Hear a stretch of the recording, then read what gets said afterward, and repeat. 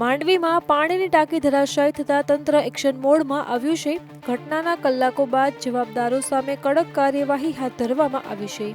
સંબંધિત નાયબ કાર્યપાલક ઇજનેર અને કાર્યપાલક ઇજનેરને તાત્કાલિક ફરજ પરથી દૂર કરવામાં આવ્યા છે, તો કોન્ટ્રાક્ટર એજન્સીના તમામ પ્રકારના ચૂકવણા પર રોક લગાવી દેવામાં આવી છે। Project management, consultant, Mars planning and engineering અને ઇજારદાર એજન્સીઓના કારણદર્શક નોટિસ પાઠવવામાં આવી છે, તો જવાબદાર વ્યક્તિઓ અને એજન્સીઓ સામે પોલીસ ફરિયાદ દાખલ કરવાની પ્રક્રિયા હાથ ધરવામાં આવી છે। હાલમાં ઘટના સ્થળ પર ગેરી અને તકેદારી શાખાની ટીમો દ્વારા નમૂનાઓ એકત્ર કરવામાં આવી રહ્યા છે, તો મટીરીયલ ક્વોલિટી અને બાંધકામની ખામી અને ઊંડાણપૂર્વક ખાતાકીય તપાસ હાથ ધરવામાં આવી છે। ભ્રષ્ટાચાર કે બેદરકારી સાંખી લેવામાં નહીં આવે, જવાબદારો સામે દાખલારૂપ કાર્યવાહી કરવામાં આવશે તેવો સંદેશ પણ તંત્ર દ્વારા આપવામાં આવ્યો છે।